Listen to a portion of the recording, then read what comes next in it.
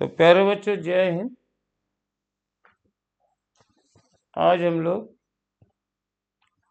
FST 34 के paper discussion के लिए यहाँ पर हैं।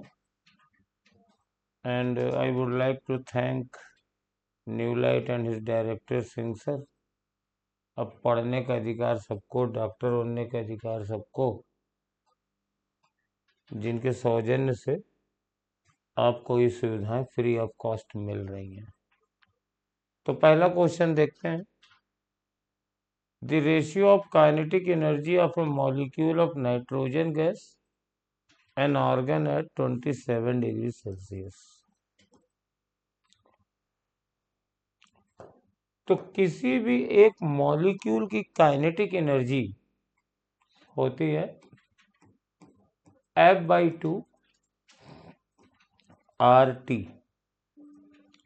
ये पर मोल होती है। अगर आपको पर मॉलिक्यूल चाहिए F/2 KT। K is the Boltzmann constant, T is the temperature और F गैस की डिग्री ऑफ फ्रीडम है। तो दो गैस है, नाइट्रोजन गैस है, ये डाई एटॉमिक है, इसकी डिग्री ऑफ फ्रीडम 5 होती है। ये आर्गन गैस मोनो एटॉमिक है, इनके पास 3 डिग्री ऑफ फ्रीडम होती हैं। तो इनकी काइनेटिक एनर्जी कितनी कितनी होगी वन मॉलिक्यूल की? नाइट्रोजन गैस की होगी 5/2 KT और आर्गन गैस की होगी 3/2 KT। अगर टेम्परेचर तो सेम है यहाँ पे दोनों के, तो रेशियो हो जाएगा 5/2 KT अपॉन 3/2 KT। क्योंकि टेम्परेचर सेम है तो कट जाएगा, तो आंसर 5:3 फर्स्ट आंसर हो जाएगा और यही इसका आंसर 5:3। नेक्स्ट क्वेश्चन है, the total energy of electron in an atom in an orbit is. तो ये टोटल एनर्जी दी गई है, टोटल एनर्जी है -3.4 इलेक्ट्रॉन वोल्ट। और ये बहुत ही यूनिवर्सल फैक्ट है कि अगर हम किसी भी ऑर्बिट में एनर्जी का फॉर्मूला लिखें तो हमको मालूम है कि टोटल एनर्जी काइनेटिक एनर्जी के निगेटिव के बराबर होती है और पोटेंशियल एनर्जी मैग्नीट्यूड में काइनेटिक एनर्जी की डबल और निगेटिव के बराबर होती है। तो अगर मुझे काइनेटिक एनर्जी चाहिए, निकल आएगी। टोटल एनर्जी है -3.4 EV, that is equal to -K। तो काइनेटिक एनर्जी बराबर +3.4 इलेक्ट्रॉन वोल्ट।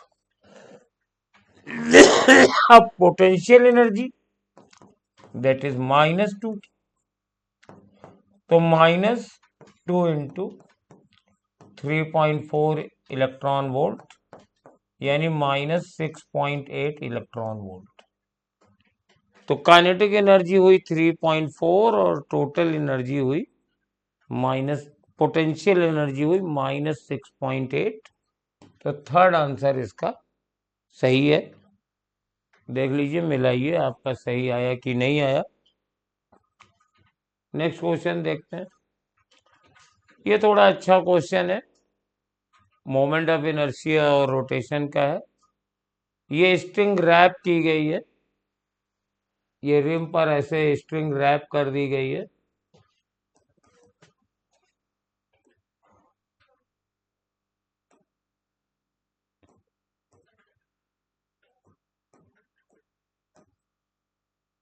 मैं कलर बदल देता हूं इसका। ये स्ट्रिंग ऐसे रैप है और इधर से खींची जा रही है, फोर्स F लगा हुआ है।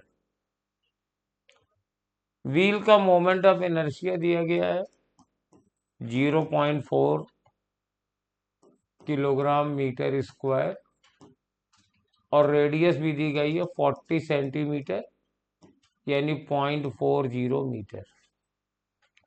व्हील अपनी एक्सिस के अबाउट फ्री टू रोटेट है, रोटेट कर सकती है। इनिशियली रेस्ट में है यानी omega naught, initial angular velocity 0 है। अब जब इसको फोर्स लगा के खींचना शुरू करते हैं तो ये फोर्स इसको एक टॉर्क देगा। तो पहले टॉर्क ऑफ फोर्स निकालते हैं। Torque is equal to force into radius, क्योंकि ये फोर्स है और ये परपेंडिकुलर डिस्टेंस है। तो फोर्स है मेरे पास 40 न्यूटन का और रेडियस है 0.4 मीटर की। ये टॉर्क आगे अभी कैलकुलेट नहीं करते हैं। और इससे इसमें एक एंगुलर एक्सेलरेशन जनरेट हो जाएगा, टॉर्क बराबर आई अल्फा। तो टॉर्क बराबर आई अल्फा से अल्फा निकालते हैं। तो 40 इंटू 0.4 बराबर आई भी 0.4 है, अल्फा मिल गया 0.4 कट गया, alpha is equal to 40 radian per second square. अब कहते हैं angular velocity after 4 second, constant alpha है। तो एंगुलर वेलोसिटी का फॉर्मूला ओमेगा बराबर omega naught plus alpha t. Omega naught 0 है, अल्फा 40 है और टाइम 4 सेकेंड है। तो that is 160 radian per second. तो फोर्थ आंसर इसका आ जाएगा। रोटेशन का क्वेश्चन था, दो फार्मूले लगे इसमें। चलिए नेक्स्ट क्वेश्चन में आइए।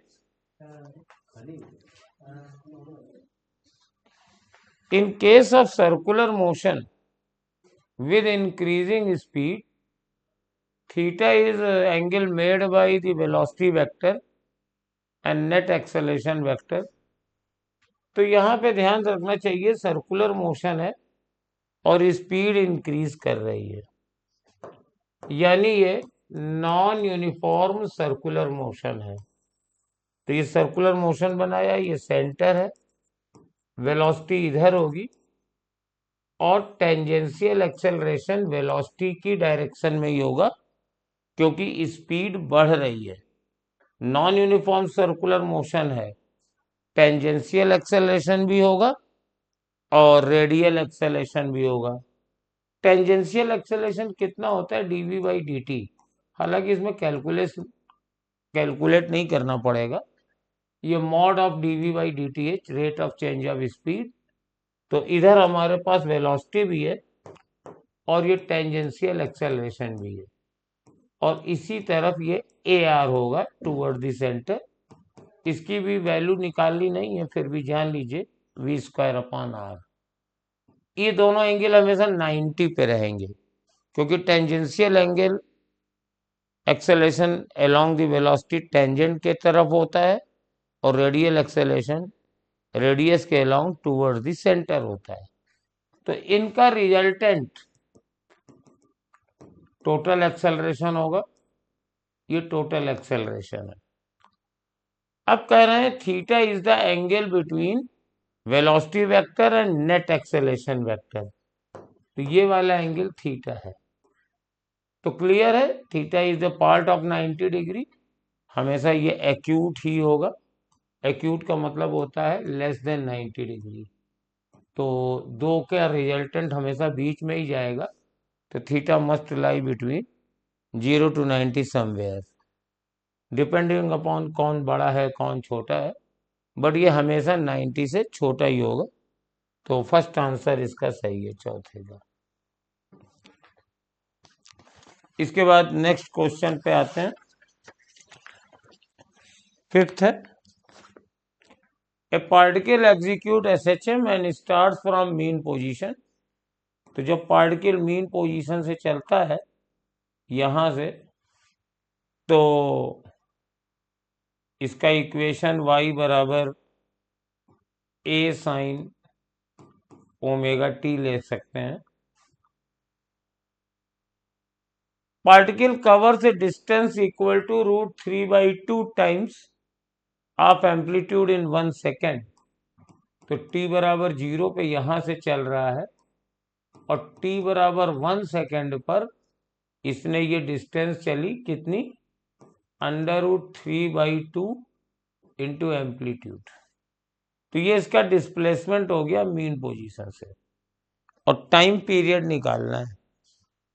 तो टाइम पीरियड निकालने के लिए पहले ओमेगा चाहिए। तो हम डिस्प्लेसमेंट इक्वेशन में जो y बराबर a साइन ओमेगा टी है, हम t की जगह 0 और y की जगह √3/2 a रखते हैं। तो ये आया साइन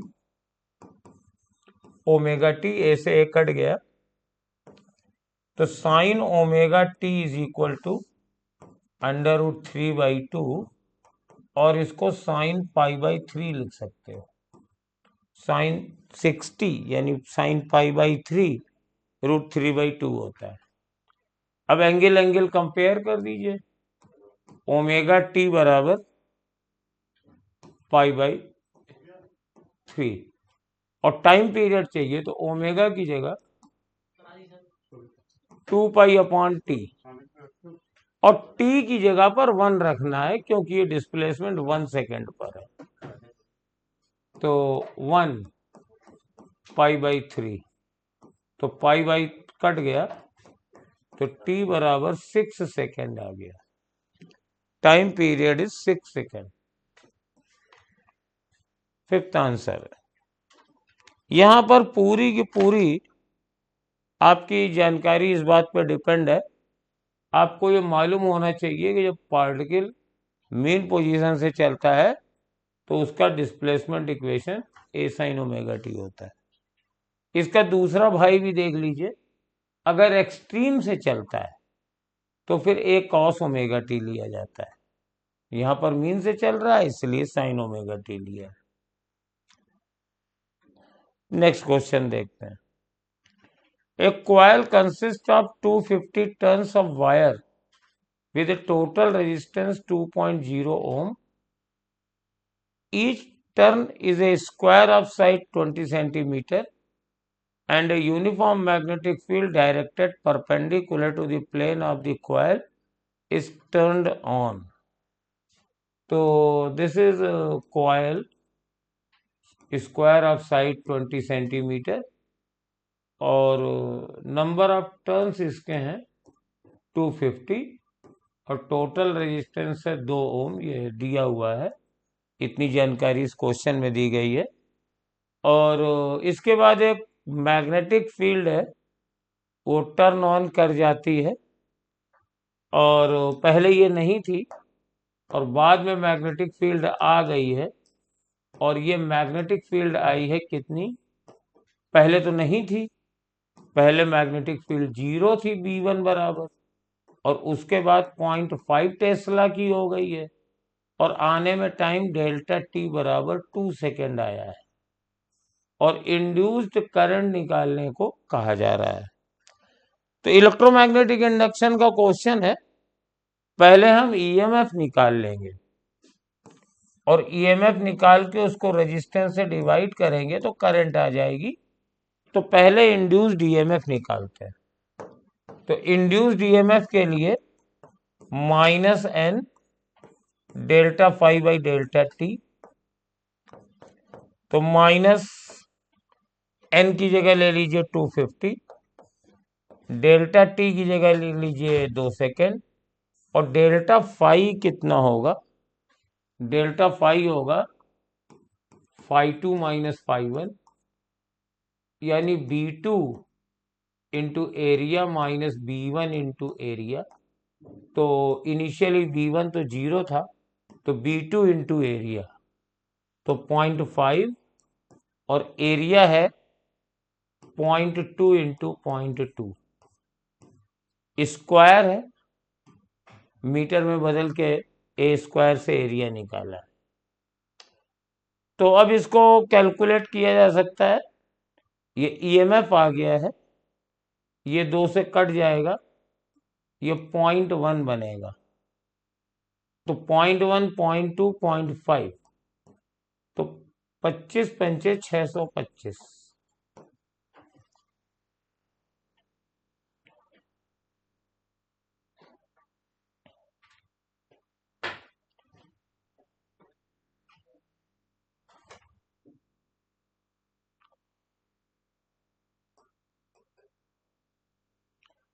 -250 बनाए रखो, 0.5 इंटू 0.2 इंटू 0.1, 0.02, और ये 10 हो जाएगा इंटू 0.01। तो मल्टीप्लाई जब करेंगे तो ये 0.250 आ जाएगा ईएमएफ। तो 0.25/2,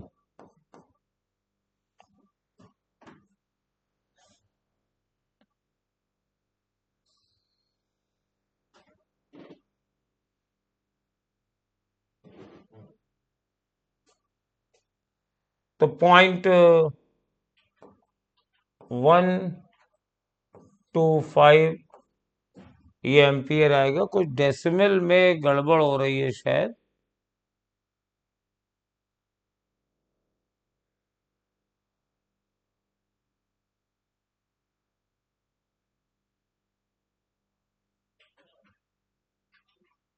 यस, ये थोड़ी सी गड़बड़ है इसमें। ये जब कैलकुलेट करेंगे तो यहाँ पर ये गड़बड़ है, दरअसल आप लोग समझ नहीं पाए।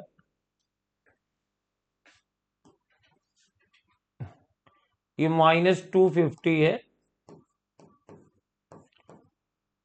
और 1 2 काट दिया, 0.1 है, तो ऐसे लिख देते हैं 5 दूनी 10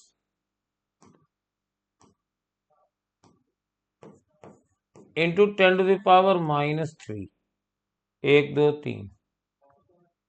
तो यस, तो -2.5 आ गया ये। तो ये 0.25 की जगह 2.5 आएगा, और फिर ये करंट 1.25 एम्पियर की आ जाएगी। सेकंड आंसर इसका आएगा। नेक्स्ट क्वेश्चन देखते हैं। Identify the correct relation between amplitude A and wave number के under which maximum particle velocity is equal to the 3 times that of the wave velocity। और ये wave की इक्वेशन है, y बराबर a sin omega T minus K x. बहुत simple है relation ये। जो पार्टिकल की वेलोसिटी होती है, पार्टिकल वेलोसिटी,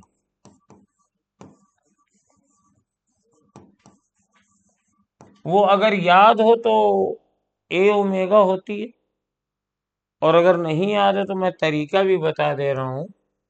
पार्टिकल की वेलोसिटी मतलब dy/dt। तो इसको डिफरेंशिएट करेंगे तो A omega cos omega T minus K X आ गया। तो ये मैक्सिमम पार्टिकल वेलोसिटी है ए ओमेगा, ये याद भी होनी चाहिए। A omega is the maximum particle velocity, और अकॉर्डिंग टू क्वेश्चन ये maximum particle velocity 3 times the wave velocity है, और वेव वेलोसिटी होती है ओमेगा/के। ये ओमेगा है, ये के है, तो ओमेगा ओमेगा कट जाएगा, तो ए बराबर आ जाएगा 3/k। Third option. बहुत ही इजी क्वेश्चन था, कैलकुलेशन भी नहीं थी ज्यादा। ये एक थ्योरी का क्वेश्चन है बेटा। जब आप किसी को हीट करते हैं तो हमेशा याद रखिए कि every dimension distance between any two points will increase. तो मेरे पास P भी बढ़ेगा, Q भी बढ़ेगा, R भी बढ़ेगा, सब कुछ बढ़ेगा। प्लेट का साइज भी बढ़ेगा, कैविटी का साइज भी बढ़ेगा। तो इसका आंसर हो जाएगा P, Q और R तीनों बढ़ेंगे। रेक्टेंगल की लेंथ भी बढ़ेगी, विड्थ भी बढ़ेगी, कैविटी का डायमीटर भी बढ़ेगा। मॉलिक्यूलर एक्सपेंशन होता है तो एवरी डायमेंशन विल इंक्रीज। ये हीट कंडक्शन का क्वेश्चन है, देखते हैं। एक ब्रिक है और पहले ये ब्रिक ले लेते हैं और इसकी कंडक्टिविटी 1.5 है, और इसके बाद सीमेंट है, इसकी कंडक्टिविटी 3.0 है। एरिया दोनों का सेम है।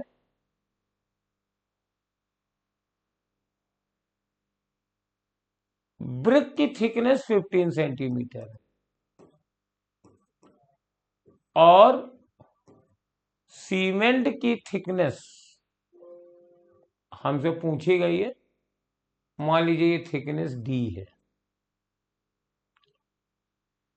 तो कहते हैं कि what is the thickness of cement will have the same insulation as the brick. तो सेम इंसुलेशन का मतलब है जितनी हीट के फ्लो में रेजिस्टेंस ब्रिक देगा उतनी ही सीमेंट भी देगी। तो यानी सीधा सा वो कह रहा है thermal resistance of brick must be same as thermal resistance of cement. अब थर्मल रेजिस्टेंस होता है L/Ka। तो इसकी लेंथ है 15, कंडक्टिविटी दी है 1.5 और एरिया, उसकी लेंथ पता करनी है। कंडक्टिविटी दी है 3.0, एरिया सेम है। तो एरिया से एरिया तो कट गया, तो D बराबर हो जाएगा 3.0 इंटू 10 यानी 30 सेंटीमीटर। क्वेश्चन बहुत अच्छा था, बहुत सिंपल था, थोड़ा सा लैंग्वेज में किया। अगर वो ये कहता कि दोनों के थर्मल रेजिस्टेंस बराबर हैं तो आप में से किसी को कोई दिक्कत नहीं थी, थर्मल रेजिस्टेंस सब जानते हैं। लेकिन यहां पर इंसुलेशन वर्ड यूज करके एक नए तरीके से सेम क्वेश्चन को पूछा गया। The moment of inertia of A sphere about diameter axis. तो ये स्फीयर है, ये इसका डायमीटर है और इसके about moment of inertia 30 unit में दिया गया है और टेंजेंट के अबाउट पूछा गया है। तो ये दोनों साइड पैरेलल हैं और इनके बीच की डिस्टेंस R है, ये R है। और पैरेलल एक्सिस थ्योरम लग जाएगी। तो डायमीटर के अबाउट मोमेंट ऑफ इनर्शिया हो जाएगा, सॉलिड स्फीयर है, अगर नहीं भी दिया है तो सॉलिड मानेंगे, 2/5 mr²। और टेंजेंट के अबाउट हो जाएगा 2/5 mr² और प्लस mr² और पैरेलल एक्सिस थ्योरम से moment of inertia about centre of mass axis और plus mass into square of the distance between axis. तो ये हो जाएगा 7/5 mr²। अब इन दोनों को हम डिवाइड कर देते हैं, डायमीटर के अबाउट और टेंजेंट के अबाउट। ये हो जाएगा 2/7। तो डायमीटर के अबाउट दिया हुआ है 30, टेंजेंट के अबाउट निकालना है, बराबर 2/7। तो टेंजेंट के अबाउट आ गया 7 × 30/2। तो ये कट जाएगा, ये 15 आ जाएगा, 105 kg मीटर स्क्वायर आ जाएगा। तो ये 105 इसका आंसर आ गया। It is 105।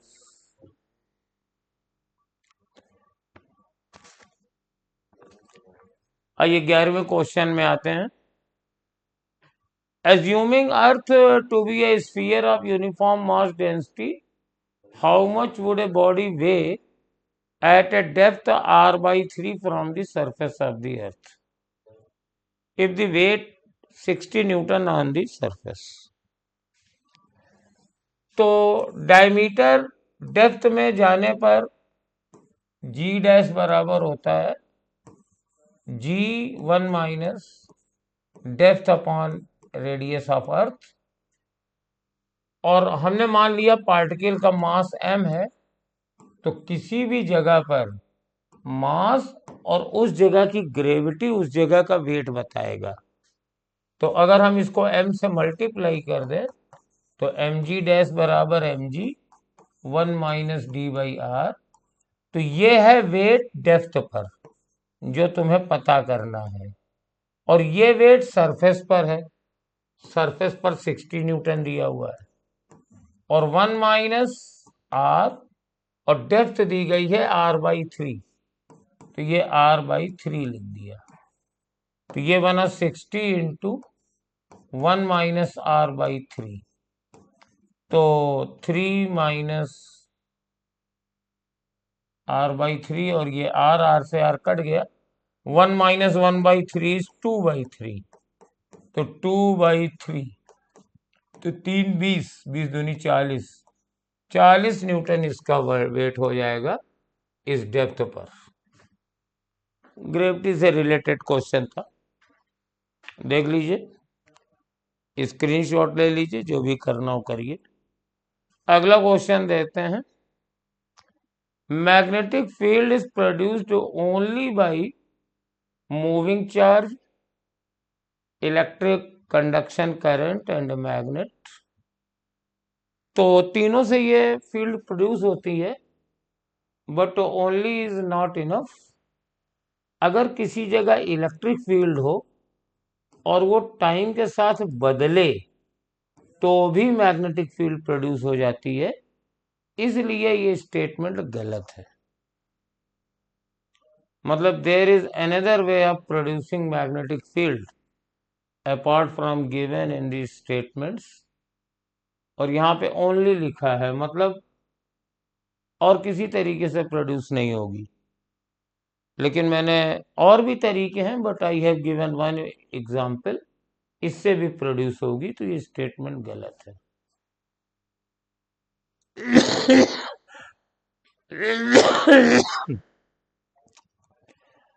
और source of electromagnetic is a moving charge नहीं है, एक्सेलरेटिंग चार्ज होना चाहिए। मतलब मोशन तो होना ही चाहिए, but motion with constant velocity नहीं चलेगा, एक्सेलरेशन होगा तब इलेक्ट्रोमैग्नेटिक वेव बनेगा।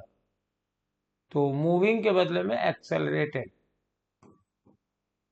अगर एक्सेलरेशन नहीं है तो ईएम वेव नहीं प्रोड्यूस होंगी।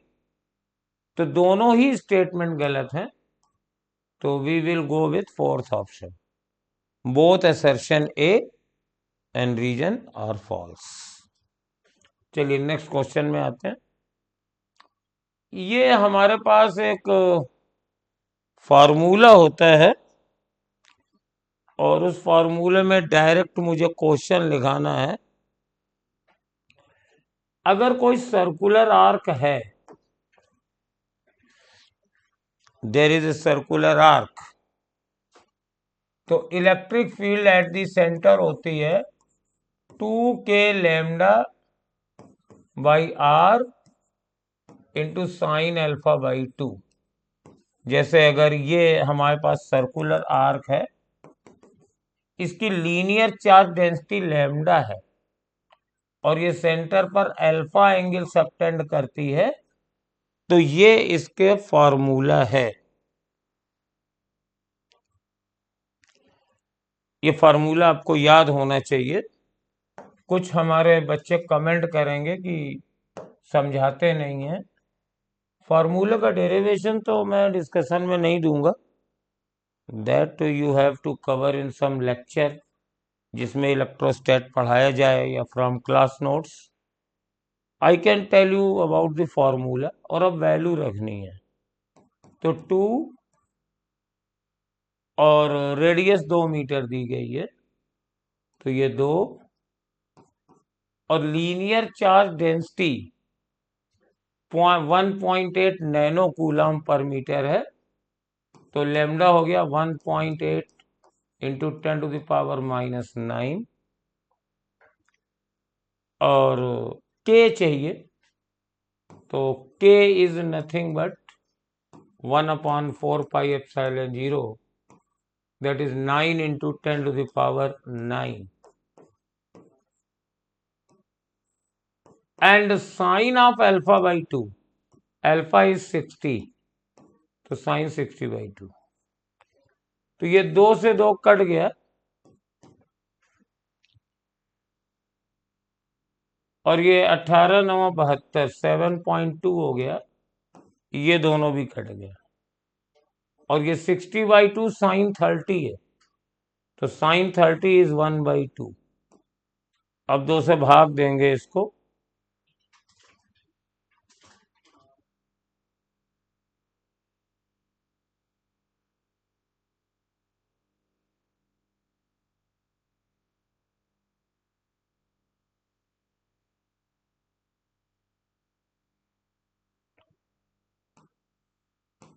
3.6।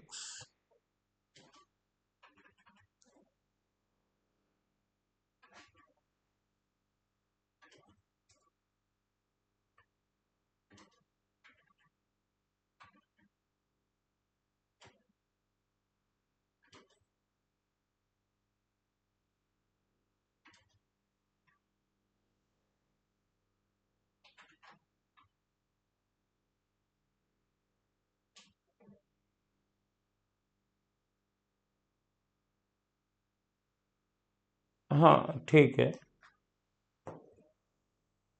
देख लीजिए भाई। 18 9 जा, तो 9×8 = 72,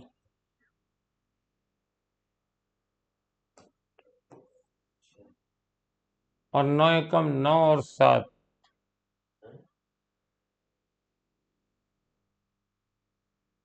9 और 7 16/2,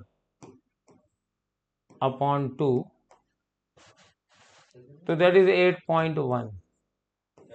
क्या मैंने गड़बड़ किया था? 18 को 9 से गुणा गलत किया था, तो 8.1 आ जाएगा ये।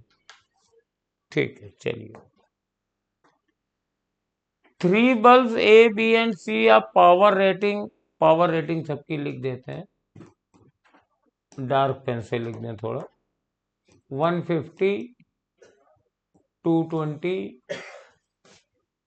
नहीं 220 नहीं है, 150, 220 तो वोल्ट है, और 170 वाट और 220 वोल्ट, एंड 120 वाट और 220 volt. Then which of the following is the correct order for brightness of the bulb A, B and C? तो in parallel वो बल्ब सबसे ज्यादा चमकेगा अगर ये वोल्टेज रेटिंग सेम है जिसकी पावर ज्यादा होगी, मोर पावर। तो बी की रेटिंग, ब्राइटनेस बी की सबसे ज्यादा होगी, फिर ए की होगी, और फिर सी की होगी। तो 20 A C, सेकंड वाला ऑप्शन सही है। एक चीज आपको और बता दें, अगर ये वोल्टेज रेटिंग सेम ना होती तो आपको कुछ और करना पड़ता। तब आपको पहले सबका रेजिस्टेंस निकालना पड़ता, R1 R2 R3, और फिर जो भी वोल्टेज दिया था उसके हिसाब से जिसका रेजिस्टेंस सबसे कम होता, उसमें पावर ये होता है ना V²/R। तो वोल्टेज तो सेम है, तो जिसका रेजिस्टेंस सबसे कम होता वो सबसे तेज चमकता। अब 15वां क्वेश्चन देखते हैं। Convex lens with refractive index of 1.5 is first place in air, and then liquid of refractive index 1.2. What will be the nature of the lens in liquid and air respectively? तो ये convex lens है और formula होता है 1/f is equal to n-1। ये glass upon medium होता है, और ये लेंस का सिमेट्रिक फैक्टर है 1/R1 - 1/R2। तो कॉन्वेक्स लेंस के लिए ये निगेटिव है, ये पॉजिटिव है, तो अगर साइन के सहित रखेंगे तो ये प्लस आ जाएगा। तो पहले इसको एयर में रखते हैं, तो लेंस का तो 1.5 है, एयर का 1 मान लेते हैं, और ये वाला टर्म पॉजिटिव टर्म है। तो देखो ये 1.5 - 1 यानी 1/2 इंटू पॉजिटिव आया है, तो फोकल लेंथ इसकी पॉजिटिव आ रही है, तो ये कन्वर्जेंट लेंस होगा, एयर में ये कन्वर्जेंट होगा। अब अगर इसको लिक्विड में रखेंगे तो वो वाला टर्म तो बदलेगा नहीं, 1/R1 वाला यहां हो जाएगा 1.5/1.2 - 1। और बेटा ये भी पॉजिटिव ही है क्योंकि ये छोटा है, तो दोनों में कन्वर्जेंट ही होगा, कन्वर्जेंट इन बोथ केसेस। अगर लिक्विड का रिफ्रैक्टिव इंडेक्स 1.5 से ज्यादा होता तो ये लिक्विड में डाइवर्जेंट हो जाता।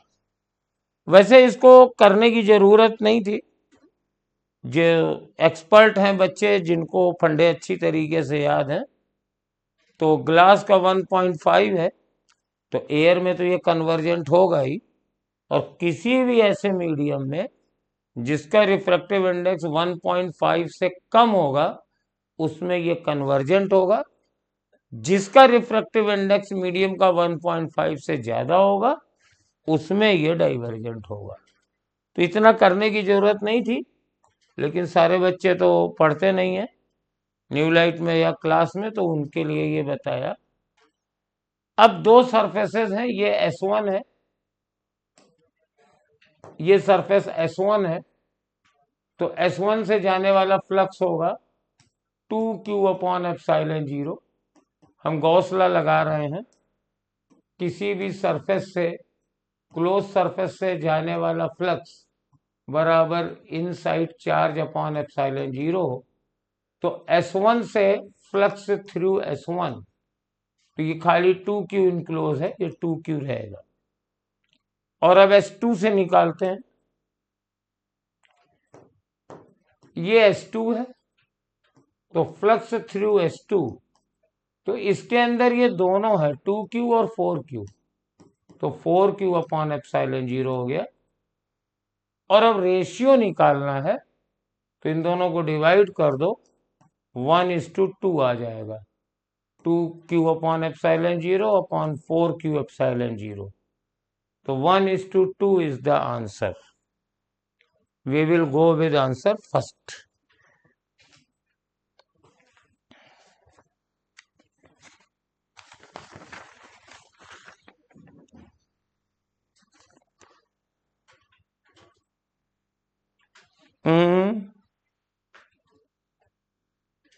φS2 ये चार्ज है, सॉरी 6q/ε0, इसके अंदर ये दोनों हैं तो 6 हो गया, तो आंसर बदल गया है, 1:3 हो जाएगा। तो ये फर्स्ट के बदले में ये थर्ड वाला ऑप्शन इसका सही होगा। इनसाइड चार्ज, ये भी तो इसके इनसाइड है। चलिए नेक्स्ट में आइए।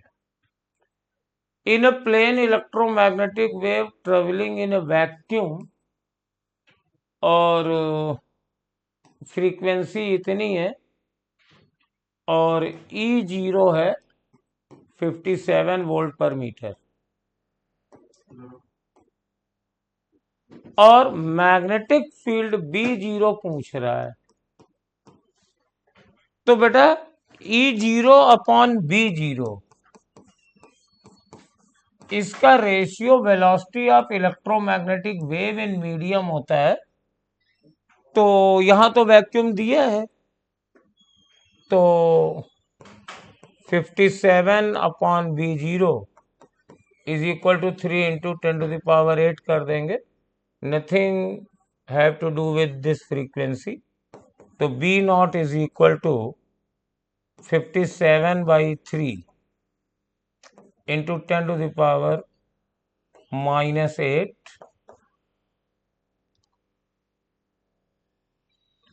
तो 19 इंटू 10⁻⁻8 या 1.9 इंटू 10⁻⁻7 टेस्ला। तो सेकंड ऑप्शन हो गया। कभी कभी क्या होता है, ये वैक्यूम ना दे करके पूरी इक्वेशन दे देते हैं, तो आप वहां से ω/k करके स्पीड निकाल लीजिएगा, क्योंकि उसमें कभी कभी धोखा आ जाता है।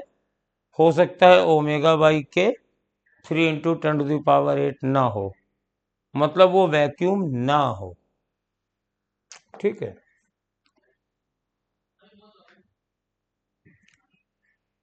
Two coaxial solenoid are made by winding thin copper wire over a pipe of cross-sectional area 20 centimeter square and length 40 centimeter square. If one of the solenoid has 300 tons and other is 400 tons, their mutual inductance is. तो ये सॉलिनाइड है,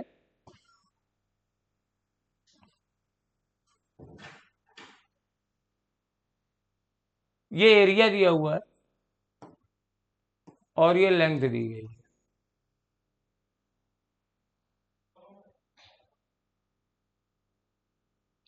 length 40 centimetre, area 20 centimetre square, और 300 ton इसमें N1 है। इसके ऊपर मैंने एक दूसरी वाइंडिंग कर दी है, इसमें 400 टन है, और मुझे इनका म्यूचुअल इंडक्टेंस निकालना है। तो जब सॉलिनाइड के ऊपर सॉलिनाइड होते हैं तो डायरेक्ट म्यूचुअल इंडक्टेंस का एक फॉर्मूला होता है, M बराबर μ0 N1 N2 into area by length. इस फॉर्मूले में अगर आप वैल्यू रख देंगे तो आंसर 2.4 पाई इंटू 10⁻⁻4 वाला आंसर आ जाएगा। ये मैंने टोटल कैलकुलेशन देख लिया है। यहां पे आप कहें तो हम वैल्यू रख के दिखा सकते हैं, फोर्थ वाला आंसर आएगा। μ0 की वैल्यू आप जानते ही हैं, 4 पाई इंटू 10⁻⁻7 होती है। N1 300 है, N2 400 है, एरिया 20 इंटू 10⁻⁻4 करेंगे, और लेंथ को 40 सेंटीमीटर है, तो 40 इंटू 10⁻⁻2 करेंगे। You will get the answer. From where I have get these results? तो गो टू द NCERT उसमें दो सॉलिनॉइड, दो कंसेंट्रिक कॉइल्स, इन सब के म्यूचुअल इंडक्टेंस के फार्मूले निकाले भी गए हैं, निकालने के तरीके भी दिए गए हैं। ये फार्मूले आपको याद होने चाहिए। Which of the following pairs of particles can not exert nuclear force? तो न्यूक्लियर फोर्स होने के लिए दोनों पार्टिकल को न्यूक्लियस में होना जरूरी है, और इलेक्ट्रॉन न्यूक्लियस में होता नहीं है, इसलिए किसी के बीच में न्यूक्लियर फोर्स नहीं लगेगा। इसलिए ऑल ऑफ दीज वाला आंसर फर्स्ट सही माना जाएगा। जरूरी नहीं है कि ऑल ऑफ दीज लास्ट में ही लिखा जाए, पहले भी लिखा जा सकता है। और ये लॉजिक गेट का क्वेश्चन है, अच्छा क्वेश्चन है। देखिए पहले मेरे पास ये जीरो आ रहा है,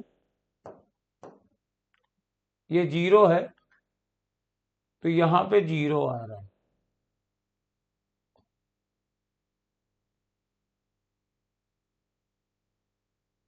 यहां से जीवन को ये जीरो मिला, ठीक है।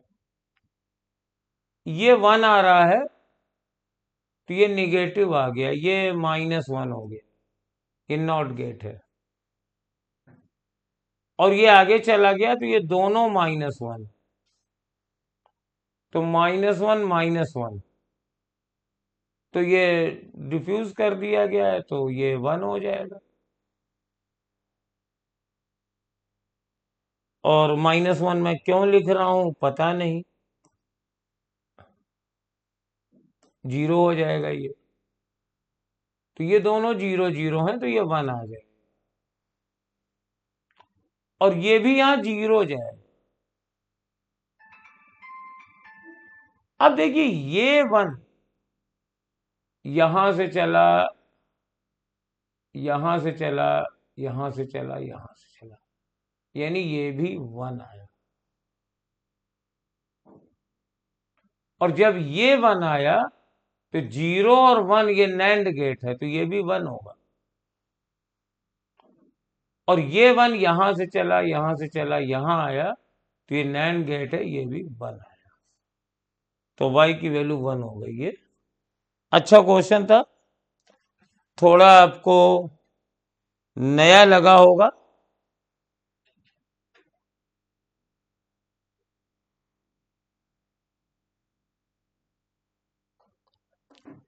आंसर में ये जीरो दे रहे हैं, देखो कुछ गड़बड़ तो नहीं है, दोबारा कर लेते हैं।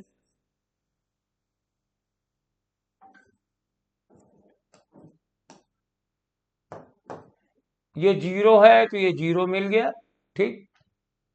ये 1 है, नॉट गेट लगाया, ये जीरो मिला, तो ये जीरो यहां तो सीधे जीरो जीरो मिला, और ये जीरो का यहां पे 1 मिला, ठीक है। जीरो को फिर उल्टा किया, 1 हो गया। ये जीरो जीरो का एंड गेट जीरो, ये 1 मिलेगा, और ये 1 आएगा, तो ये फिर 1 आएगा। हाँ, ये 1 1 है, तो ये जीरो आ जाए। Yes, answer is zero. कुछ गड़बड़ हो गई थी पहले, इसीलिए दोबारा किया। इस फिगर को समझने में बड़ा इलेक्ट्रॉनिक का दिमाग चाहिए। पहली बात तो ये देखिए, ये उल्टा, फिर इसके बाद यहां फिर उलट के पहुंचा, और फिर ये यहां पहुंचा, तो इसमें नहीं उल्टेगा, यहां तो जीरो ही जाएगा, लेकिन यहां 1 जाएगा, क्योंकि रास्ते में नॉट गेट है। फिर ये वाला आउटपुट इसको मिल रहा है, और इसका आउटपुट इसको इनपुट मिल रहा है, तब वाई मिल रहा है। तो क्वेश्चन लंबा नहीं था, लेकिन थिंकिंग बेस्ड था। चलिए, an object is in equilibrium acted by 4 concurrent forces in the direction shown in figure। ये सब इक्विलिब्रियम में है, और ratio of the magnitudes of F1 and F2 निकालना है। तो हम कंपेयर इसको कैल कर देते हैं, इसके कंपोनेंट कर दीजिए।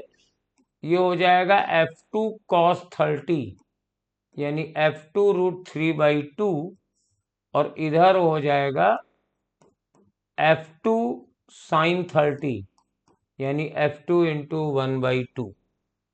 तो एक तो कंपोनेंट इसके होंगे और दूसरे कंपोनेंट बेटा इसके हो जाएंगे। ये 4 है तो इधर हो जाएगा 4 cos 30। तो 4 cos 30 कितना होता है? 4 cos 30 होता है 4 √3/2।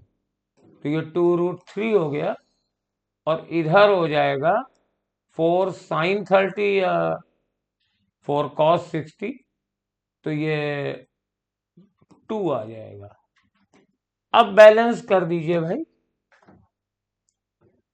इधर 2 है तो 2 बराबर F2√3/2 आया।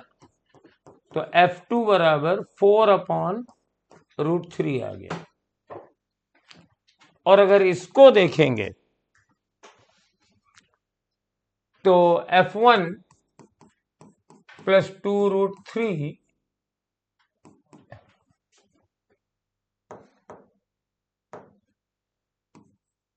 Equal to F2/2।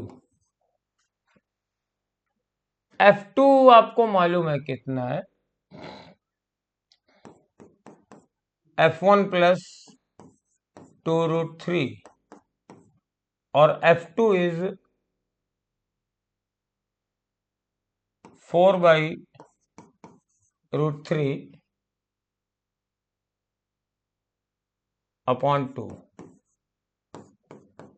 तो F1 प्लस 2√3 बराबर 2/√3।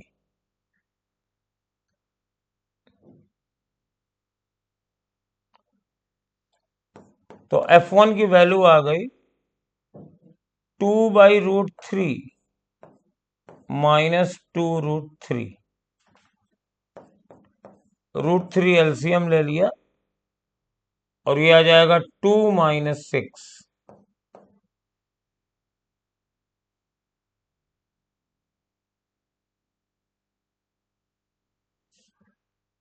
तो -4/√3 आ गया।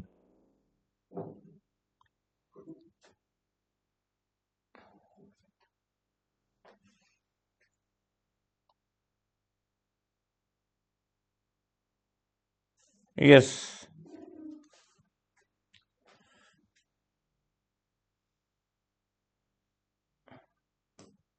कुछ समथिंग एरर? यस, एरर है, लॉट ऑफ एरर है। ये जो हमने लिखा है F2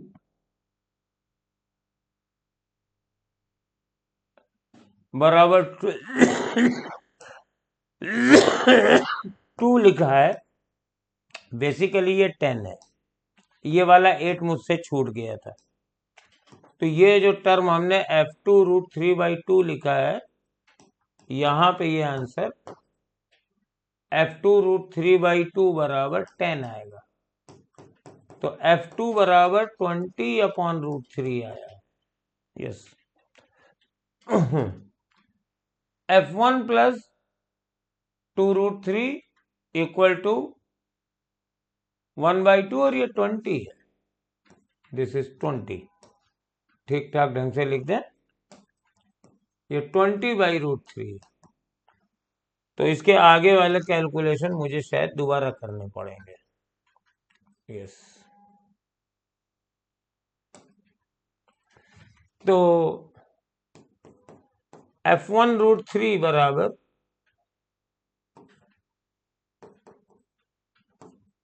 6 इक्वल टू 20। तो F1 इज इक्वल टू 14/√3।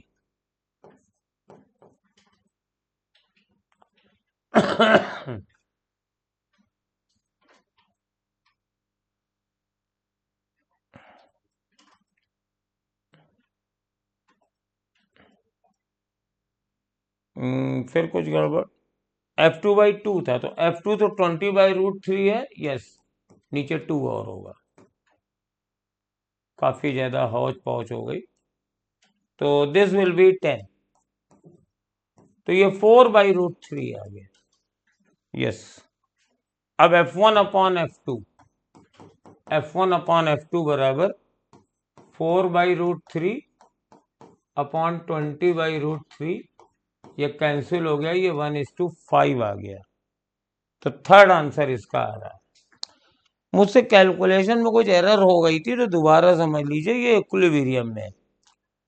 तो लेफ्ट हैंड बराबर राइट हैंड और अपर बराबर डाउनवर्ड। तो मैंने पहले F2 के दो कंपोनेंट कर दिए, ये 30 डिग्री है, F2√3/2 और नीचे F2/2। ये F2 cos 30 है, ये F2 sin 30 है। और ये 4 न्यूटन के भी कंपोनेंट कर दिए, ये हो गया 4 cos 30, तो 2√3 और ये 4 sin 30 यानी 2। अब मैंने पहले हार्जेंटल फोर्सेस को बैलेंस किया, इधर है F2√3/2 और इधर 2 + 8 10 है, तो मैंने इस इक्वेशन को लिया और F2 की वैल्यू निकाल ली। अब वर्टिकल फोर्सेस को बैलेंस किया, तो F1 + 2√3 और F2/2 में F2 की वैल्यू रख दी 20/√3 2। तो ये मेरे पास, अब इसको √3 से मल्टीप्लाई कर दिया है, तो F1√3 + √3 × √3 3 × 2 6 बराबर, ये कट गया, ये 10 आया, तो F1 की वैल्यू निकाल ली। फिर हमने F1 अपॉन F2 कर दिया। 22 में देखिए,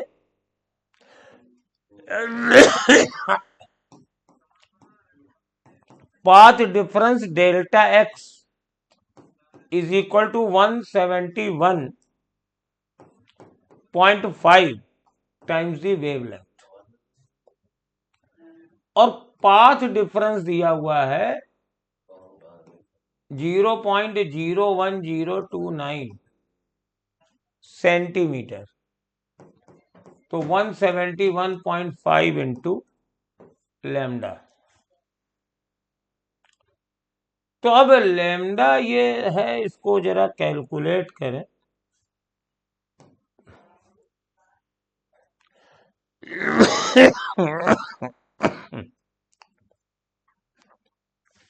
नेचर ऑफ द फ्रिंज में पता करना है। नेचर ऑफ द फ्रिंज का मतलब है कि अगर पाथ डिफरेंस लैम्डा का इंटीग्रल मल्टीपल है, तो हमारे पास कंडीशंस आती हैं, फेज डिफरेंस आती हैं। तो यहां से देखिए, इसको मैं ज्यादा कैलकुलेट ना करके ऐसे करता हूं, डेल्टा x बराबर 171.5 है, तो 1715/10 किया इंटू लैम्डा। अब इसको काटिए आप, कितना कटेगा? 2 से कट जाएगा, 5 से कट जाएगा, 5 × 15,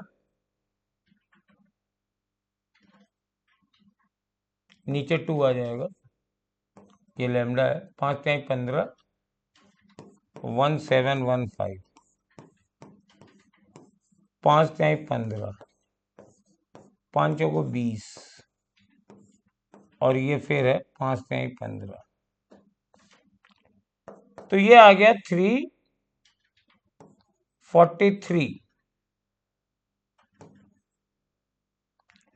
अपॉन 2 इंटू लैम्डा। अब आपको मालूम है कि पाथ डिफरेंस डेल्टा फाई क्या होता है, मैं थोड़ा फंडामेंटल चल रहा हूं। डेल्टा फाई होता है 2π/λ into delta x.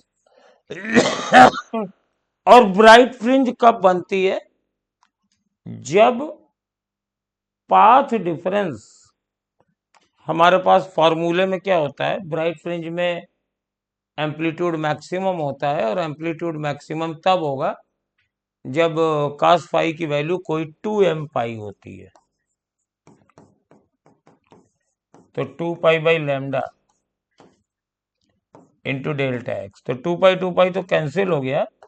Delta x अगर इंटीग्रल मल्टीपल ऑफ लैम्डा होता है तो ब्राइट फ्रिंज बनती है। और अगर तुम्हें इसको ऑड नंबर लिखना है तो ये हमारे पास तब डिस्ट्रक्टिव इंटरफेरेंस होगा, तो odd into pi pi cut जाएगा, तो odd into lambda by 2 delta x होगा, तो डार्क फ्रिंज बनेगी।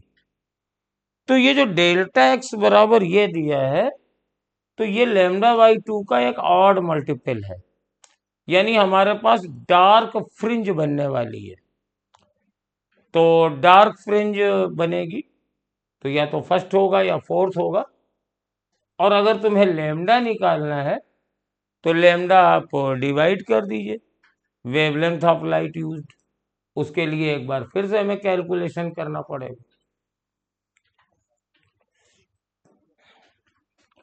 लैम्डा बराबर तो 1029 into 10⁻⁻²।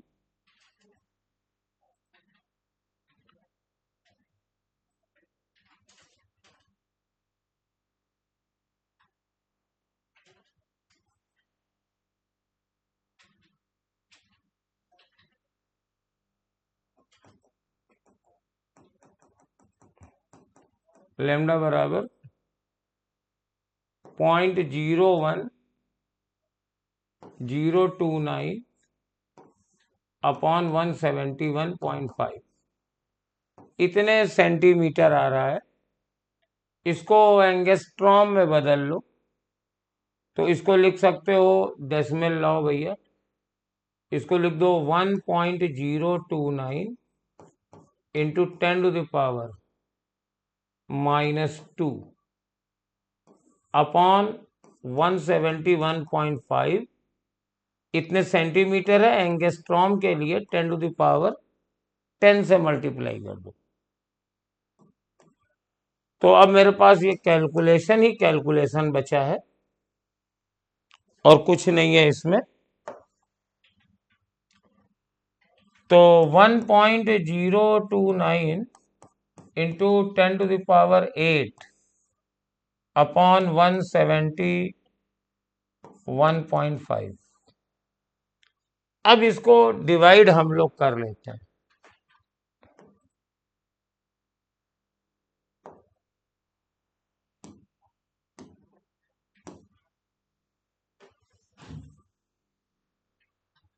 One point 029 divided by 171.5 और ये 0.006 आ रहा है, यानी 6000 एंगस्ट्रॉम इसकी वेवलेंथ हो जाएगी। तो ये फोर्थ आंसर है।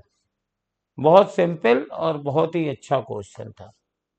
23 देखिए, consider the following situation, identify the correct option.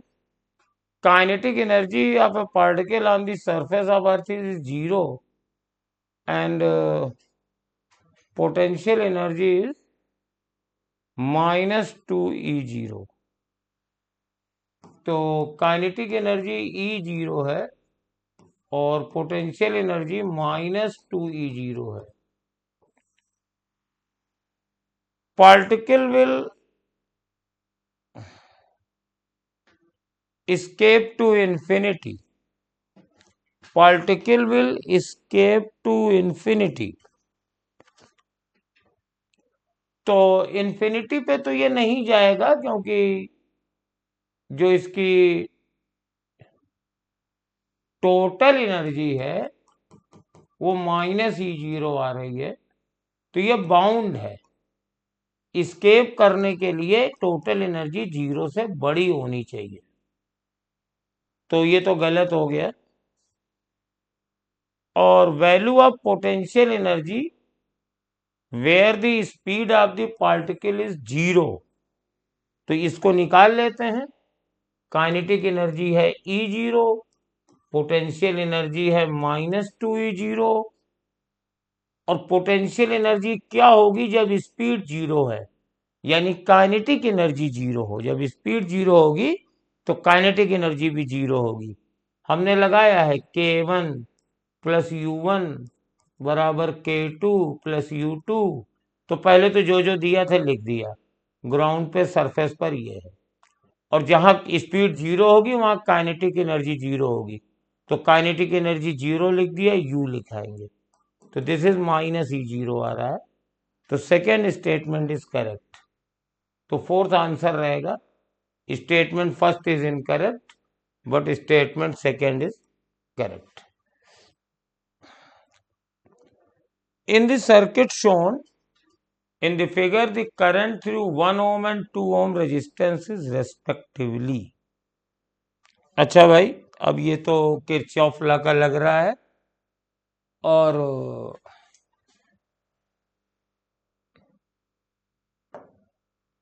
यहां का पोटेंशियल जीरो है, यहां का पोटेंशियल +2 है, और यहां का पोटेंशियल +5 है, और यहां का पोटेंशियल ये 5 है, और फिर बढ़ जाएगा 10, तो ये 15 है। तो पहला ऑप्शन है 3A from B to C। तो B टू C तो करंट नहीं जाएगी, क्योंकि ये ज्यादा है ये कम है, करंट इधर जाएगी, B टू C नहीं जाएगी, C टू B जाएगी, ये इधर potential difference. 3A from C to B, ठीक आ गया, 3 तो आएगा ही, पोटेंशियल डिफरेंस है 3, इसमें ओम्स लॉ लगाइए, पोटेंशियल डिफरेंस है 3/1 यानी 3, और 7.5 from D to A। D to A देखिए, ये 15 है, उधर 0 है, अपॉन 2, तो 7.5 आ गया, तो सेकेंड 5 ऑप्शन लग रहा है। C टू B में 3 आएगा, ये गलत हो गया, और B टू A भी, B टू A में वही करंट रहेगी जो C टू B में रहेगी, तो ये भी गलत है। किरचॉफ लॉ से थोड़ा लंबा पड़ेगा, मैंने पोटेंशियल डिफरेंस से जल्दी कर दिया है। रिलेशन दिया हुआ है, value of angle of projection दिया हुआ है, तो ये सीधा सा वैल्यू है U स्क्वायर साइन स्क्वायर, नहीं, U square sine 2 theta upon G, ये रेंज होता है 5 2U sine theta cos theta upon G, इसका स्क्वायर हो गया, R बराबर 5T square. T is the time of flight, तो 2U sine theta upon G का स्क्वायर, ये टाइम ऑफ फ्लाइट है, ये रेंज है, ठीक है। U square 2 sine theta cos theta upon G बराबर 5 4 U square sine square theta upon G square. तो U स्क्वायर कैंसिल हो गया, एक साइन थीटा कैंसिल हो गया, एक G कैंसिल हो गया, तो मेरे पास ये रिलेशन आ गया 2 cos theta is equal to 20 upon G, 5 into 4 20 upon G यानी 10,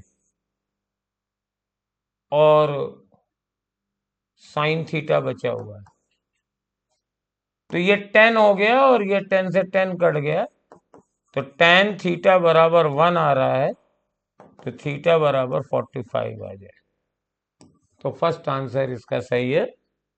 तो ये थे बेटा आज के 25 क्वेश्चन, आगे का पेपर आपको वसीम सर एक्सप्लेन कराएंगे। Thank you. हाँ, गुड इवनिंग। और आगे का क्वेश्चन करते हैं भाई। क्वेश्चन नंबर 26 है। यहाँ पर क्वेश्चन नंबर 26 में बोला जा रहा है, a car is moving along a straight horizontal road with a speed v naught.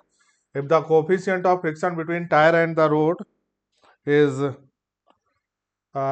mu, the shortest distance in which the car can be stopped. तो ये हमारा एक रोड है जो कि कैसा है, रफ सरफेस है, और इस पे एक कार चल रही है। और ये हमको क्वेश्चन में बताना है, इसकी स्पीड दे रखा v naught. V naught speed से चल रही है और ये कितनी दूर जाके रुक जाएगी। तो कार मान लेते हैं हमारी यहाँ के रुक गई, तो यहाँ पर इसकी वेलोसिटी 0 हो गई। कितनी दूरी चली तो इसको एस लिखेंगे, एस दूरी जाके रुक गई, ठीक है ना। इक्वेशन लगाएंगे, बी स्क्वायर बराबर you square minus 2as, final velocity 0 हो जाएगी। इनिशियल वेलोसिटी क्वेश्चन में दे रखा है बी नॉट का square minus 2a into S. तो एस बराबर हमारे पास आ गया B not square upon 2a।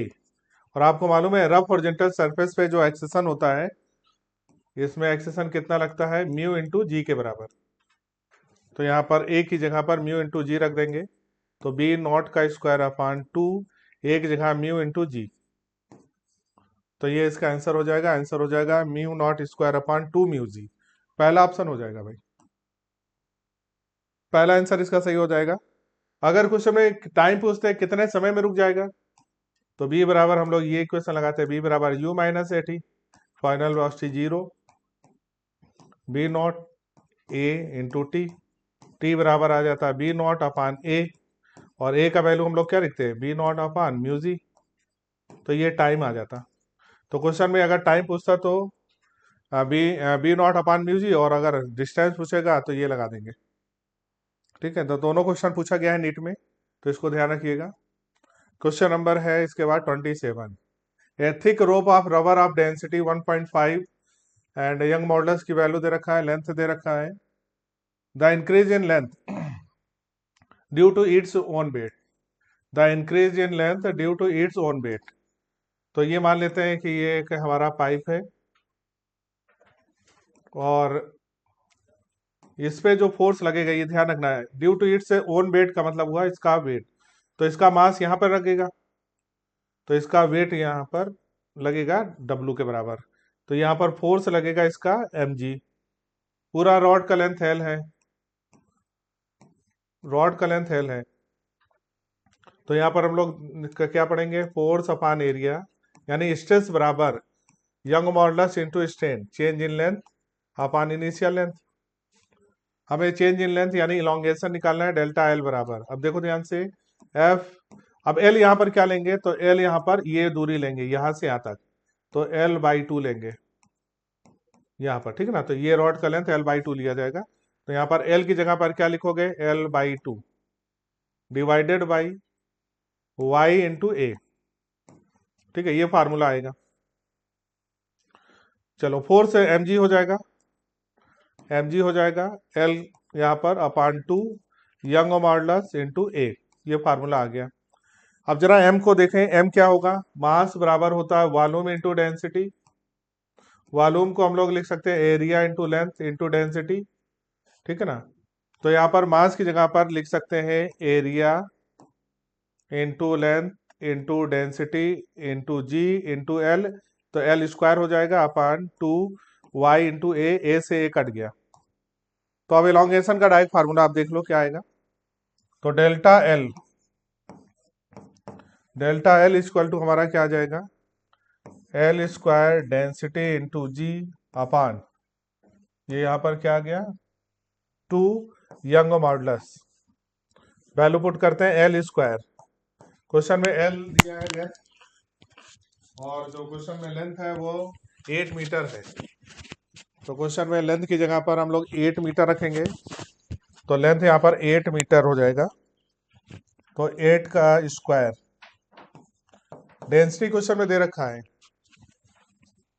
Question में जो डेंसिटी है वो है 1.5 इंटू 10 की पावर 3, जी की value 10, divided by 2y। y जो है यंग मॉडुलस है, और यंग मॉडुलस की वैल्यू 5 इंटू 10⁻6 है। ठीक है ना। तो ये वैल्यू 10 से पॉइंट हटा दो, 5 से ये 3 हो जाएगा। ठीक है ना। और ये 64 हो गया, तो 64 को 2 से डिवाइड करेंगे 32। 32 इंटू 3 96। तो ये 96 इंटू 10⁻³ तो ये वैल्यू आ गया 96 इंटू 10⁻³ या 9.6 इंटू 10⁻²। पहला ऑप्शन सही होगा, पहला आंसर इसका करेक्ट हो जाएगा भाई। चलिए अगला करते हैं क्वेश्चन। तो ये आपको याद रखना है, अगर क्वेश्चन में elongation bye it's own wait बोला जाए तो ये फार्मूला आपको डायरेक्ट यूज करना है, चाहे ये यूज कर लो चाहे इस फार्मूले का यूज कर लें, दोनों फार्मूला एक ही है। तो इन दोनों फार्मूले से आपको इलोंगेशन का जो सवाल होगा वो सॉल्व हो जाएगा, ये फार्मूला। ठीक है, तो इंपॉर्टेंट है, इसको हम लोग यहाँ पर लिख सकते हैं डेल्टा एल, और ये फार्मूला हमारा क्या था, mgl/2 और यहाँ पर यंग मॉडुलस, ये फार्मूला होता है भाई। तो इसको नोट्स में बना के लिख लेना, जब elongation bye it's own wait आएगा तो ये डायरेक्ट फार्मूला आपको यूज करना है। Question number 28, in a collision choose the correct option, physical touch is must. Collision में क्या ये जरूरी है कि फिजिकल टच हो?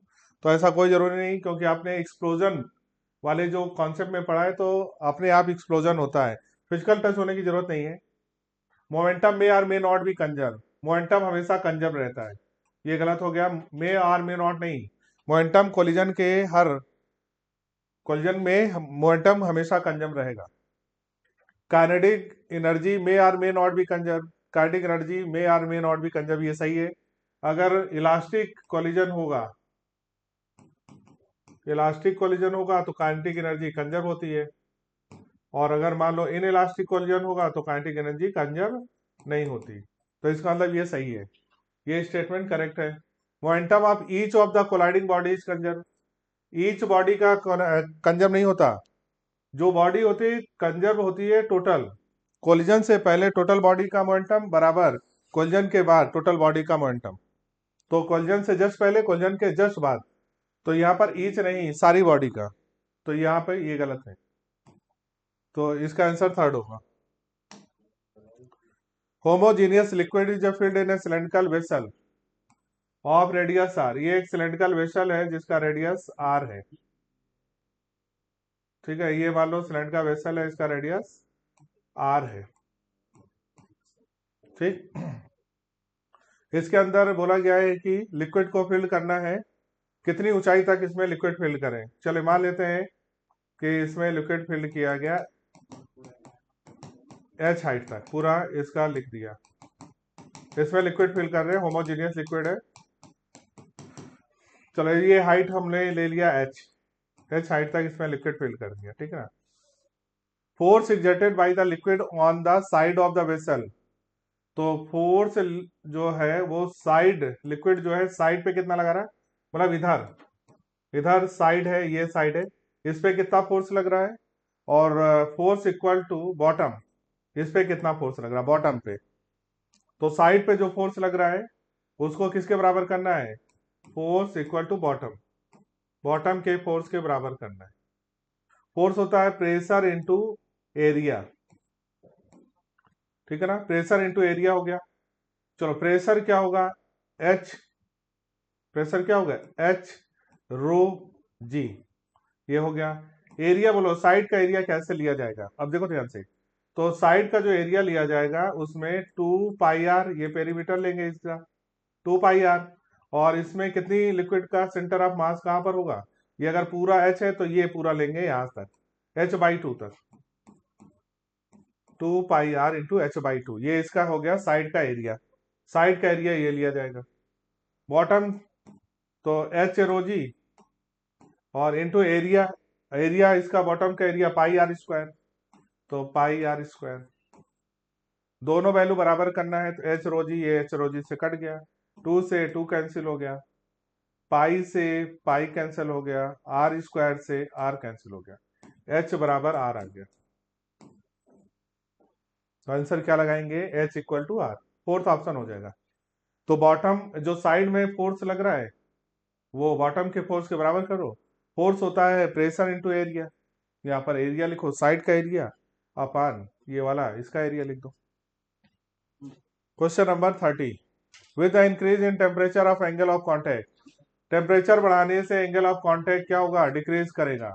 तो एंगल ऑफ कॉन्टैक्ट जो होता है वो आपने पढ़ा होगा कि अगर हम लोग मेनिस्कस देखें तो लिक्विड का जो ये वाला एंगल होता है किससे, सरफेस से, ये, और मेनिस्कस का ये एंगल होता है एंगल ऑफ कॉन्टैक्ट, और टेम्परेचर बढ़ाने पे वैल्यू डिक्रीज करेगा। तो सेकेंड ऑप्शन लग जाएगा।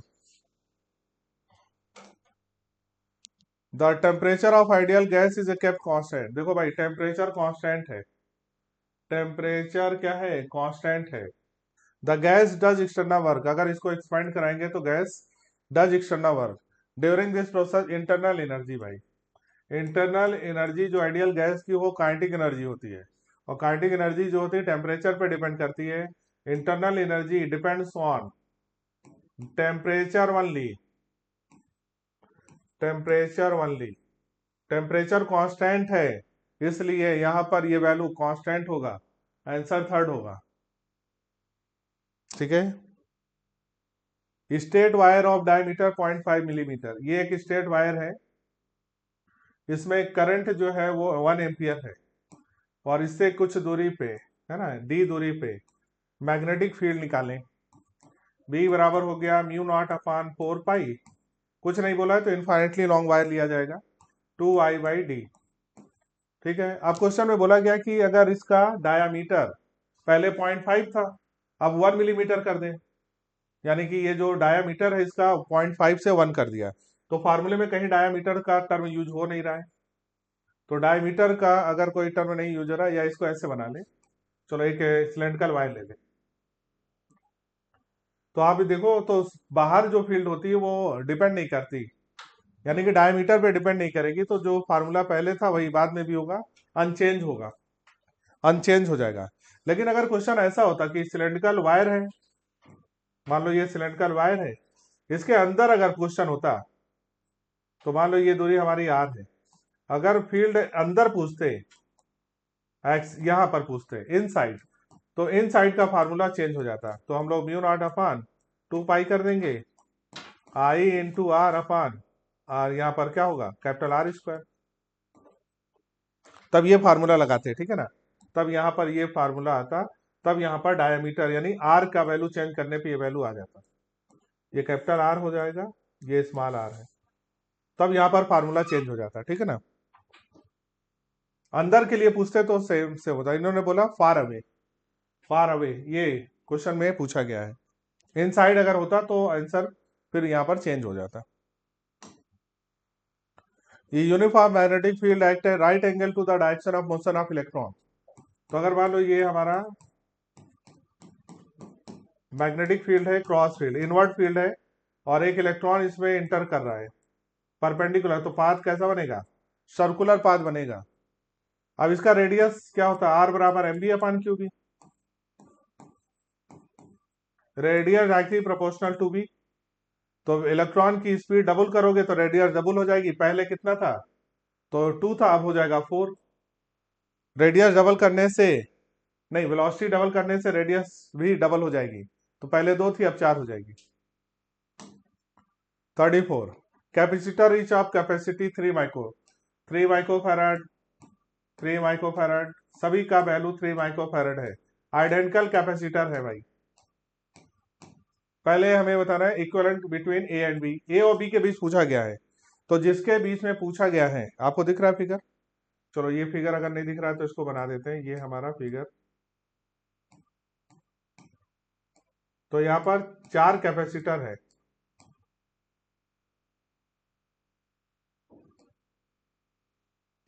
अभी दिख रहा है भाई, नहीं दिख रहा है तो इसको थोड़ा डार्क करें,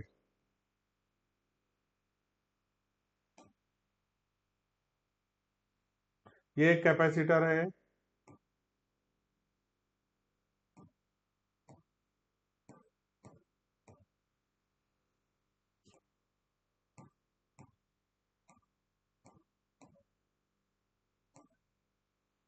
ये कैपेसिटर सभी का वैल्यू यहाँ पर दे रखा है।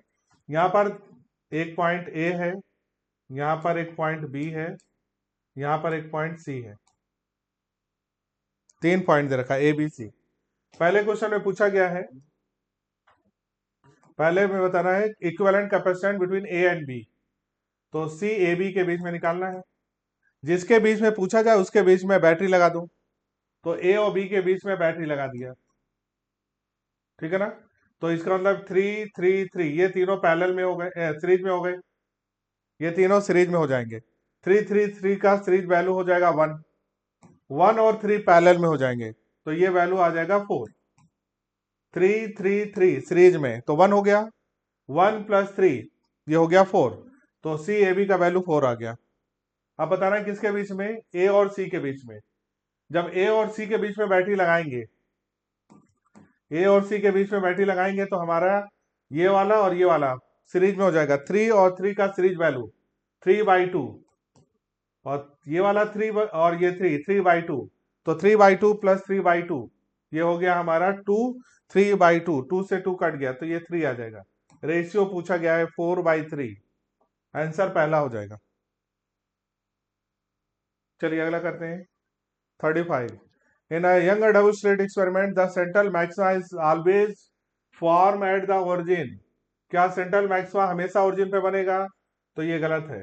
सेंट्रल मैक्सिमा तो वहां बनता है जहां पर दोनों इंटरफेरेंस करेंगे, तो जरूरी नहीं कि वो ओरिजिन पे बने। तो ये स्टेटमेंट गलत है, ऑलवेज लिखा है, इसलिए स्टेटमेंट गलत है। Young double slit experiment, blue light are thinner than those for red light. तो देखो भाई, अगर हम लोग फ्रिंज विड्थ देखें बीटा बराबर D lambda upon small d, तो जिसका वेवलेंथ ज्यादा होगा उसका थिकनेस ज्यादा होगा, यानी कि फ्रिंज विड्थ उसका ज्यादा आएगा। रेड कलर का वेवलेंथ ज्यादा होता है, किससे? ब्लू कलर से, तो थिकनेस रेड कलर का ज्यादा होगा, रेड कलर का थिकनेस ब्लू कलर से ज्यादा होगा, यानी ब्लू कलर थिनर होगा और रेड जो है थिकर होगा। ये सही है, ये स्टेटमेंट करेक्ट है। तो पहला सही है, नहीं पहला गलत है, असर्शन रॉन्ग है, रीजन इज ट्रू है। 35 में third, a simple telescope consisting of objective of focal length 60। तो मैग्निफिकेशन जो होता है टेलीस्कोप में वो होता है FO/AP, और इसी को अगर एंगल के टर्म में लिखें, angle of image on I यानी कि बीटा, और angle of object on I, तो ऑब्जेक्ट का एंगल होता है अल्फा, इमेज का एंगल होता है beta, beta upon alpha. Question में एंगुलर विड्थ ऑफ इमेज यानी कि बीटा बताना है, FO का वैल्यू ऑब्जेक्टिव लेंस की फोकल लेंथ 60, आई पीस की लेंथ फोकस 5, बीटा निकालना है क्वेश्चन में, अल्फा का वैल्यू 2 है, तो ये हो गया 120/5, तो बीटा का वैल्यू हो गया 120 डिवाइडेड बाई 5, तो ये आ जाएगा 24। 24 इसका राइट आंसर होगा, सेकंड ऑप्शन। क्वेश्चन नंबर है 37। v बराबर होता है लीनियर वेलोसिटी बराबर ओमेगा क्रॉस आर होता है भाई, ये याद रखना है आपको। v बराबर ओमेगा क्रॉस आर, ओमेगा का वैल्यू आई जे के में लिखेंगे तो आई जे के, ओमेगा पहले लिखेंगे तो 1 - 2 + 2, और आर का वैल्यू यहां पर है 4j, तो आई में 0, जे में है 4 और इसमें -3। सॉल्व करेंगे भाई तो आई ब्रैकेट लगाओ, इसको बंद करेंगे, -2 - 6 तो 6 हो गया, पहले इसको मल्टीप्लाई करेंगे, माइनस साइन लगाओ, अब 4 का 2 से करेंगे तो 8, माइनस जे करेंगे, जे को बंद करो, 1 × -3 -3, 0 × 2 0, प्लस का के करेंगे, के को बंद करो, 1 × 4 -0 × -2 -0, ये हमारा किसका आ गया? v। तो वेक्टर v का वैल्यू यहां से देख लो कितना आ गया, वेक्टर v बराबर आ गया हमारे पास -2i + 3j + 4k। तो मैग्नीट्यूड पूछा गया है तो इसका अंडर रूट लेंगे, 2 का अंडर रूट 4, 3 का अंडर रूट 9, 4 का अंडर रूट 16, तो ये हो गया अंडर रूट 29। पहला ऑप्शन करेक्ट हो जाएगा। Question number 38, mass of proton दे रखा है, रेशियो ऑफ काइनेटिक एनर्जी। तो अगर हम लोग यहाँ पर देखें तो जो डी ब्रॉगली वेवलेंथ होता है लैम्डा बराबर होता है h/p। h/p को हम लोग अंडर रूट क्या लिख सकते हैं 2m काइनेटिक एनर्जी। दोनों तरफ स्क्वायर करो तो लैम्डा स्क्वायर बराबर हो गया h² 2m kinetic energy. Kinetic energy का फार्मूला हो गया h² 2m lambda square. h यहाँ पर कांस्टेंट है, लैम्डा कांस्टेंट है, 2 कांस्टेंट, यानी कि जो काइनेटिक एनर्जी आएगी वो इनवर्सली प्रोपोर्शनल टू m होगा। तो kinetic energy inversely proportional to m। पहले लिखना है kinetic energy of electron upon kinetic energy of proton, mass of proton upon mass of electron. Proton यहाँ पर कितना है 2000 टाइम्स ऑफ इलेक्ट्रॉन, तो ये 2000 हो गया अपॉन ये, तो आंसर हो जाएगा 2000:1। सेकंड ऑप्शन हो जाएगा। 39, वेलोसिटी टाइम ग्राफ दिया है। वेलोसिटी टाइम ग्राफ दिया है तो एक्सेशन होता है dv/dt। तो एक्सेशन टाइम ग्राफ बनाना है बीटी ग्राफ को। तो पहले यहां से देखो, जीरो से यहां तक के लिए देखेंगे तो यहाँ पर स्लोप जीरो है। स्लोप जीरो है तो एक्सेशन जीरो होगा, तो स्टार्ट जीरो से करेंगे। तो जीरो से स्टार्ट करेंगे, सब में जीरो से स्टार्ट है। फिर इस लाइन को देखो, ये वाली लाइन, इस लाइन का स्लोप कांस्टेंट है। स्लोप dv/dt यानी स्लोप कैसा है कांस्टेंट। अगर स्लोप कांस्टेंट होगा तो एक्सेशन कांस्टेंट होगा। तो बताओ उसके बाद एक्सेशन कांस्टेंट होना चाहिए। तो ये वाला लाइन देखो, ये एक्सेशन कांस्टेंट है, ये नीचे है तो ये तो गलत हो गया, ये इसमें चेंज हो रहा है, ये भी गलत हो गया, ठीक है ना। फिर आगे देखो, यहाँ पर स्लोप क्या हो गया जीरो, तो इसका मतलब एक्सेशन जीरो हो गया, तो एक्सेशन जीरो। फिर स्लोप निगेटिव, निगेटिव स्लोप का मतलब नीचे कांस्टेंट होगा, तो ये हमारा ग्राफ बनेगा आंसर सेकंड। स्लोप देखेंगे, स्लोप अगर पॉजिटिव है और कांस्टेंट है तो ऊपर बनाएंगे, स्लोप निगेटिव कांस्टेंट है तो नीचे बनाएंगे, जीरो होगा तो ओरिजिन पे बनाएंगे। 40, stone fall freely under gravity, you बराबर जीरो से गिर रहा है, तो ये इसको h1 बोलते हैं, इसको h2 बोलते हैं, इसको h3 बोलते हैं।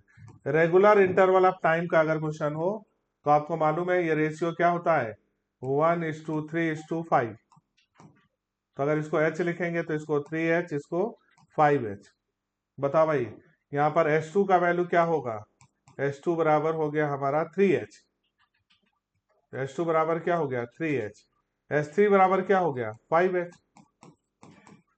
तो रेशियो में देखो h1 h2 h3 का रेशियो, तो h1 बराबर क्या है h, तो h2 बराबर h1 बराबर क्या लिख सकते हैं h1 बराबर h2/3,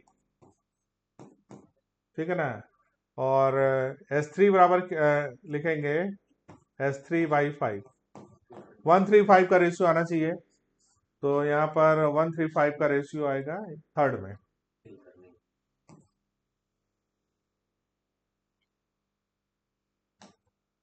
41, battery of three cell of each of 2, तो ये टोटल हो गया 6 वोल्ट। तो यहाँ पर 6 वोल्ट की बैटरी है। जब यहाँ पर की ओपन हो क्लोज हो तो हमें अमीटर पे रीडिंग बतानी है। जब देखो ये ओपन होगा, ये जब ओपन होगा तो करंट देखो कैसे जाएगी, करंट यहाँ से ऐसे गई, इसमें गई और फिर इसमें गई, इसमें इसमें करंट नहीं जाएगी।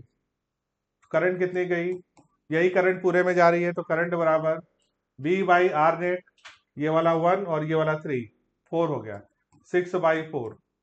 तो ये वैल्यू कितना हो जाएगा 6/4, 1.5 एम्पियर। अब जब क्लोज करोगे,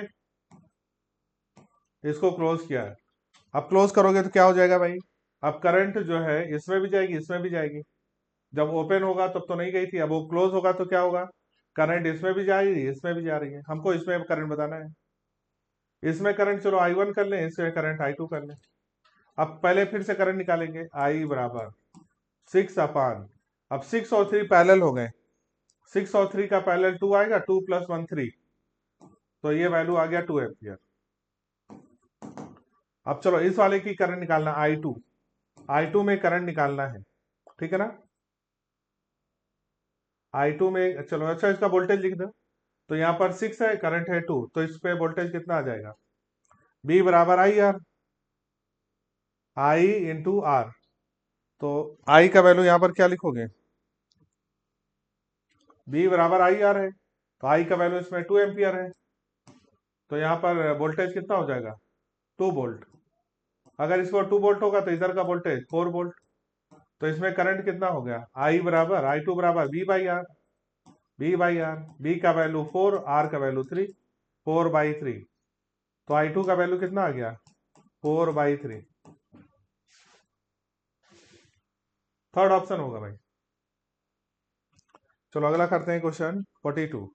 इंट्रिंसिक सेमीकंडक्टर किसका बना होता है, प्योर सेमीकंडक्टर को इंट्रिंसिक सेमीकंडक्टर सिलिकॉन या जर्मेनियम, सिलिकॉन या जर्मेनियम जो होता है वो प्योर या इंट्रिंसिक सेमीकंडक्टर कहलाए। एन टाइप का जो मतलब होता है जब इसमें हम लोग फिफ्थ ग्रुप को मिलाते हैं, है ना, 15th ग्रुप, तो 15th ग्रुप जो बनेगा वो हमारा वो एन टाइप बनाएगा। 15th ग्रुप में कौन आएंगे, नाइट्रोजन फैमिली, फास्फोरस, आर्सेनिक, इस बिस्मथ, एंटीमनी, ये होता है। तो ये हमारा एन टाइप बनेगा। एन टाइप में 15th वाले को मिलाते हैं, एंटीमनी, बिस्मथ, ये सब किस में आते हैं, तो ये सब हमारा 15th ग्रुप में है, तो एन टाइप बनेगा ये वाला, ठीक। पी टाइप 13 ग्रुप में आता है boron family, aluminium, gallium, indium, thallium, ठीक है ना। तो यहाँ पर इंडियम मिलाया गया है, इंडियम मतलब 13 ग्रुप, 13 मिलाते हैं तो पी टाइप बनता है। डिप्लेशन लेयर में इमोबाइल आयंस होते हैं, मैचिंग करेंगे, तो ए का मैचिंग किस में आया, जी में, ए का मैचिंग जी में, एक ही ऑप्शन था भाई, पहला सही हो गया। अब बाकी मैच कराओ चाहे ना कराओ। बी का हमारा ई आएगा, सी का एच आएगा, ठीक है, सही है। आइसोलेटेड सिस्टम, आइसोलेटेड का मतलब ना तो उसमें से हीट बाहर जाए, ना तो यानी कि ना तो मास ट्रांसफर हो, ना तो एनर्जी ट्रांसफर हो, मास एनर्जी दोनों का ट्रांसफर नहीं होना चाहिए, तो मास एनर्जी दोनों में यानी कि फर्स्ट ऑप्शन होगा, पहला हो जाएगा भाई। आइसोलेटेड सिस्टम के लिए ना तो हीट एक्सचेंज होगा, ना तो उसमें कोई एनर्जी का ट्रांसफर होगा, ना तो मास का ट्रांसफर होगा, मास और मैटर दोनों का ट्रांसफर नहीं होगा। मोमेंटम देखो, P दिया है पी एक्स बराबर है 2t² + 6। फोर्स होता है rate of change of momentum, dP/dt। तो P को करते हैं तो Fx आएगा, dPx/dt, इसको डिफ्रेंशिएट करेंगे, 4t आ गया। t का वैल्यू रख दो भाई, कितना, 2 सेकेंड, तो 4 × 2 8 आ गया। चलो इसी तरह Fy निकालेंगे, इसको करेंगे Py का differentiation, with respect to time.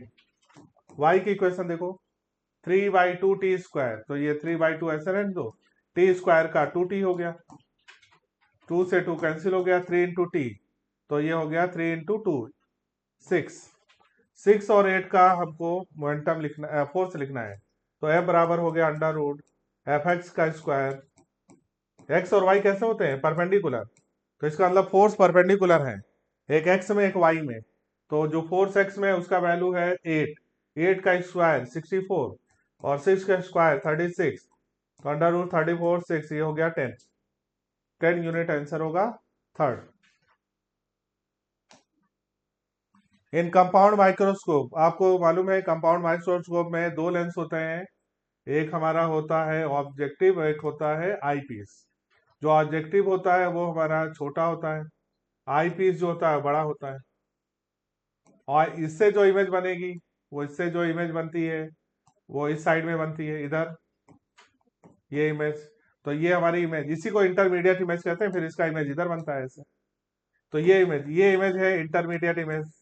कैसी बनती है, देखो लेंस के इस साइड में रीजन होता है रियल, रियल इमेज बनेगी, सीधी बनेगी उल्टी, इन्वर्टेड इमेज बनती है, बड़ी बनेगी क्योंकि ऑब्जेक्ट कहाँ रखना होता है, ऑब्जेक्ट हम लोग रखते हैं इसमें एफ बियॉन्ड जो है सी और एफ के बीच में है ना, सी और एफ के बीच में रखेंगे तो ये सी के बाहर बनेगा, ऐसा है real inverted magnified, real inverted magnified answer होगा सेकंड। 46 देखते हैं भाई, लैम्डा और पी में देखो भाई, लैम्डा बराबर एच अपान पी, तो लैम्डा इनवर्सली प्रोपोर्शनल टू क्या है पी। ग्राफ बनाएंगे लैम्डा और पी में, तो रेक्टेंगल हाइपरबोला ग्राफ, पी और लैम्डा का ग्राफ रेक्टेंगल हाइपरबोला चौथा होगा। अगर ये ग्राफ पूछा जाता पी और 1 अपान लैम्डा का, तो स्ट्रेट लाइन होता, ठीक है ना, तो पी अपान 1 अपान लैम्डा का स्ट्रेट लाइन होता। डायमेंशन निकालना है भाई, पी बराबर है पी नॉट ई की power minus alpha T square, तो ये वाला डायमेंशन लेस होता है, ये क्या होता है डायमेंशन लेस। एक्सपोनेंशियल क्या होता है डायमेंशन लेस, यानी अल्फा टी स्क्वायर का डायमेंशन 1 होना चाहिए, तो अल्फा बराबर हो गया 1/t², यानी टी की पावर -2, टी की पावर -2।